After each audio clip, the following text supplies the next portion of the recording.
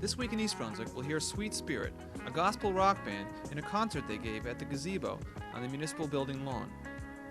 Next, we'll show you part of an interview with Yvonne Roberts, an East Brunswick resident who received a liver transplant in 1984.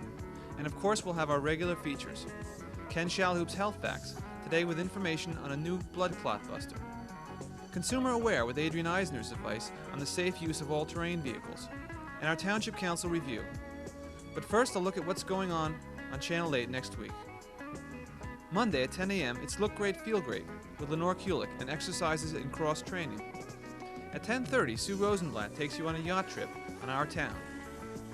Tuesday at 7 p.m., it's Check It Out, the monthly library program produced by the libraries of Middlesex County. At 7:30, John Megliero concludes his two-part interview with former New York Giants head coach Alex Webster on Sports Talk. And at 8, Paul Hansen has advice on investing in insured mortgages with his guest Elizabeth Krieger on You and Your Money. Wednesday at 3, it's the PBS-produced reading show for kids, Reading Rainbow. At 7:30, the New Jersey Jazz Trio comes to play and talk on For Art's Sake with Dolly Vasta. And at 8:30, it's The Arts, produced by the Middlesex County Cultural and Heritage Commission. And we'll be back Thursday night at 7 and 8 p.m. with an all-new This Week in East Brunswick. Check the Channel 8 program guide for repeats on these shows. Sweet Spirit, a gospel rock band, gave a free concert at the Gazebo near the municipal building Sunday night. Before the show, we had a chance to talk with the group's keyboard player, Bob Bobin. We're a gospel band. We play Christian contemporary music. We've been together now for about 5 years, and we're just here to lift up the Lord. Why did you choose to play Christian contemporary music? We've all been involved in secular bands before. We were all musicians that studied in different places, but we've all come to know the Lord as personal Savior, and we're just looking to lift up the Lord consistently in our music. And the Lord gave us these gifts, so we're just trying to use them for Him. And do you write all of your own music? No, we write about half of it. I and my brother write most of the music that is original. Everything else is records that have been put out by contemporary Christian artists, and we just copy the songs off the records and play them. Now, what sort of music are we going to hear today? It's basically rock music with a gospel message. Most of it is something you'd hear on Top 40 radio in one shape or another. It sounds very similar to secular music, but it is gospel music. It does have a definite Christian message to it. Are you planning to record a record in the near future, Bob? Hopefully. We have been looking into the possibilities. It does cost a lot of money, and most of the money we've been able to get, we put into equipment so far. So maybe in the future, yeah, we're definitely looking into that possibility.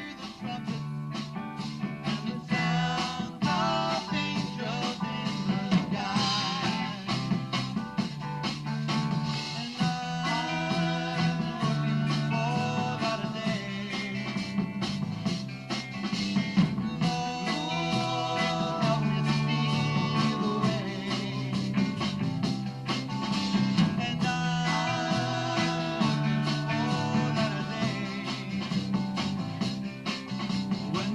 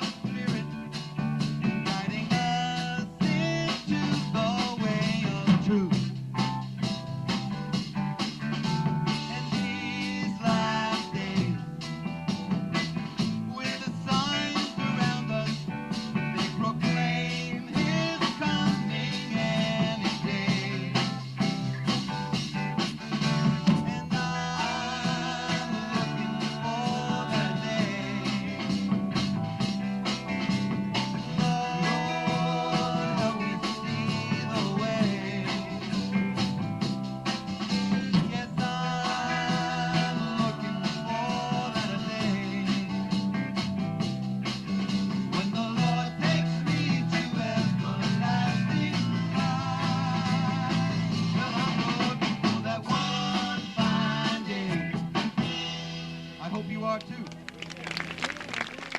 Rejoicing.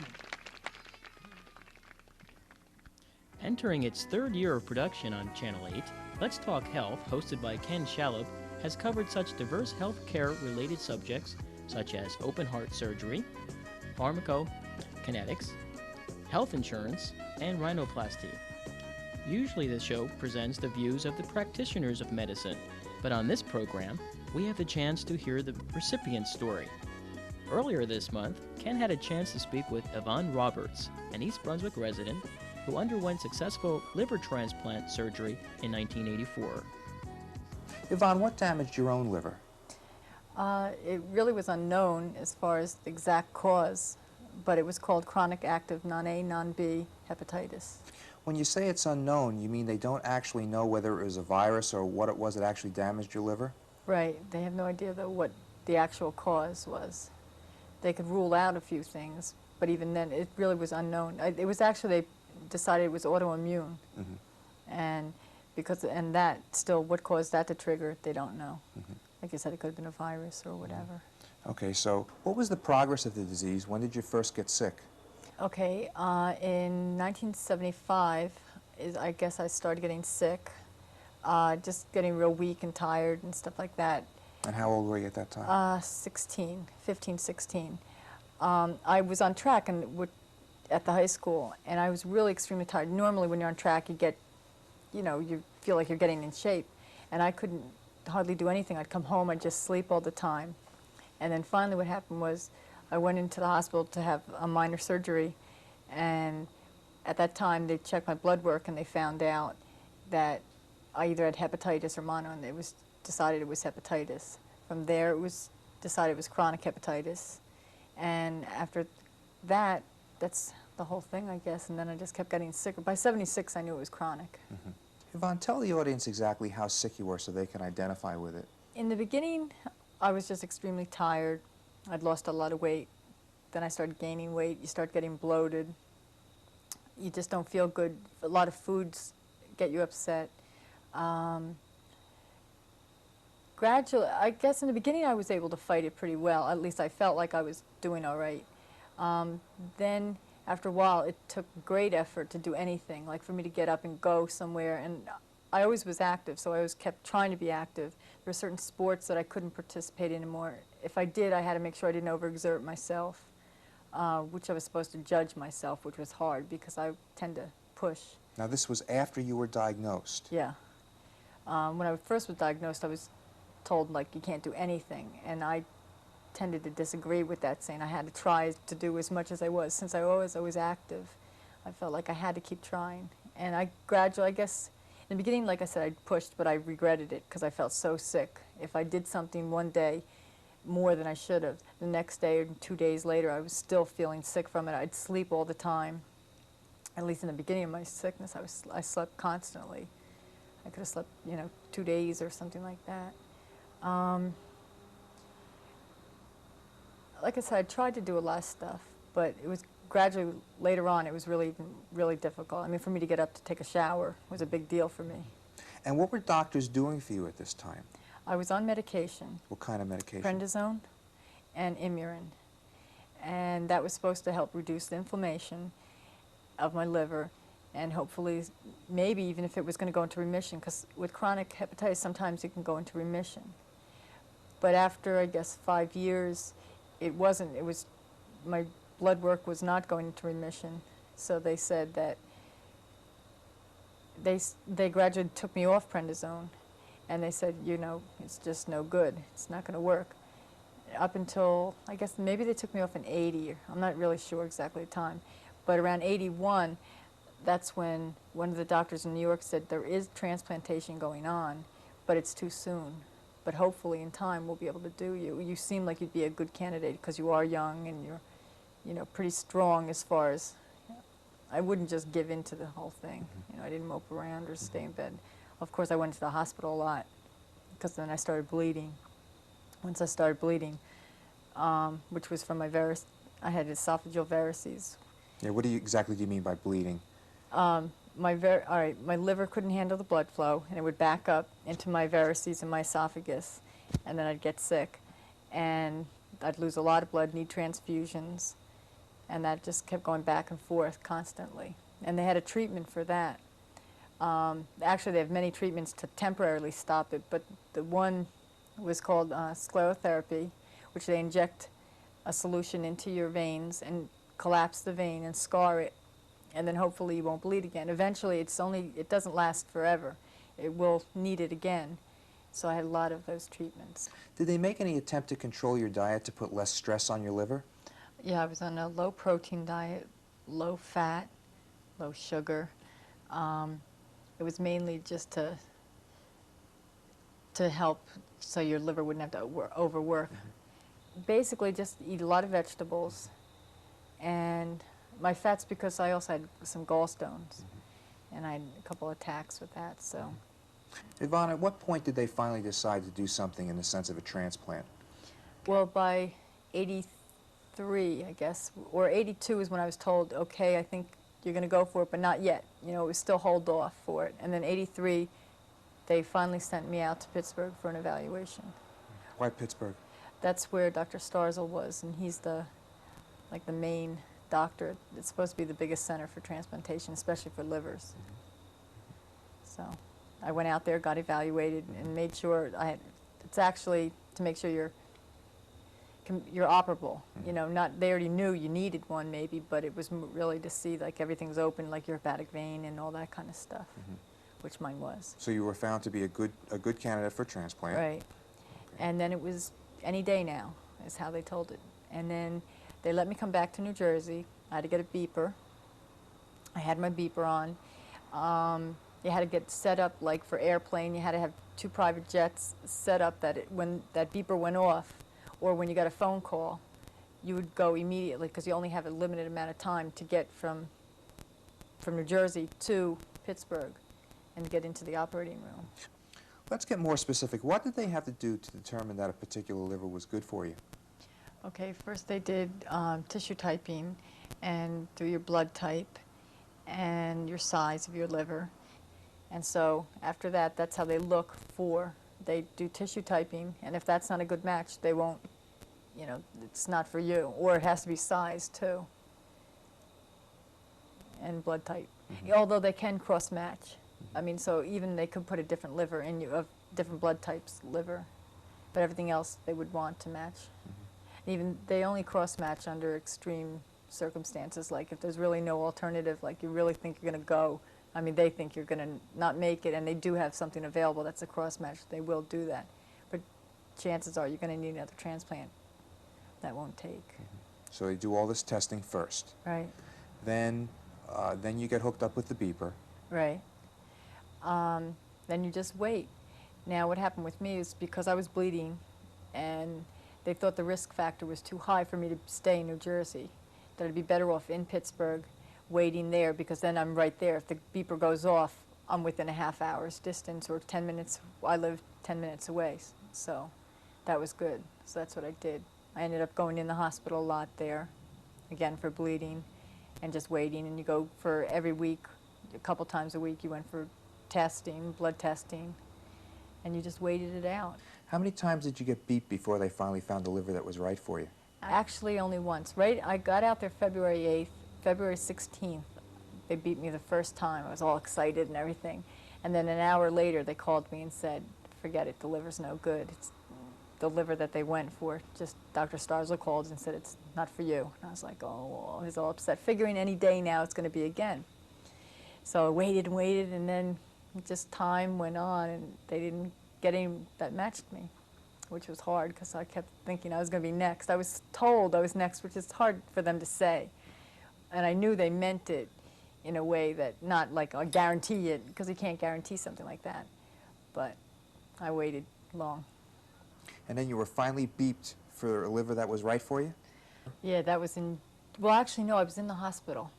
It was June 26th. And that morning, they said, Yvonne, we have a liver for you. And I was all excited.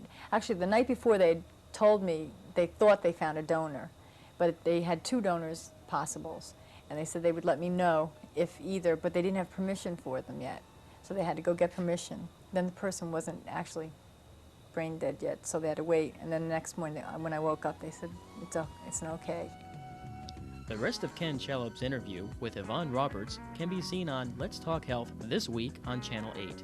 For those watching Thursday at 7, Let's Talk Health follows immediately at 7:30 p.m. The program will also be shown Saturday at 12:30 p.m. Now let's rejoin Ken in the studio for today's Health Facts.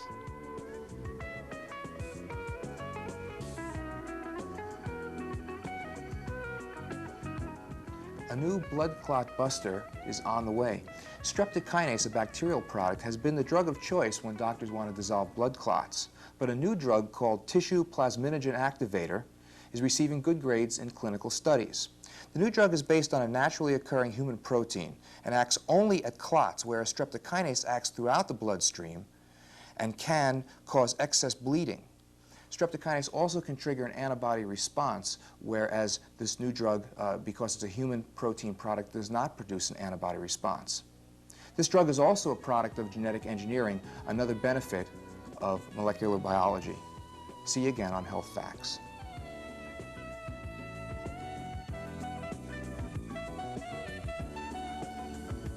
Hello, and welcome to Consumer Aware. I'm Adrienne Eisner, Director of the East Brunswick Consumer Affairs Office.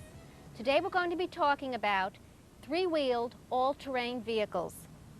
If you have already purchased or are considering the purchase of a three-wheeled, all-terrain vehicle for your child, the Consumer Product Safety Commission has issued a safety alert to warn consumers of the potential operator risks associated with using ATVs.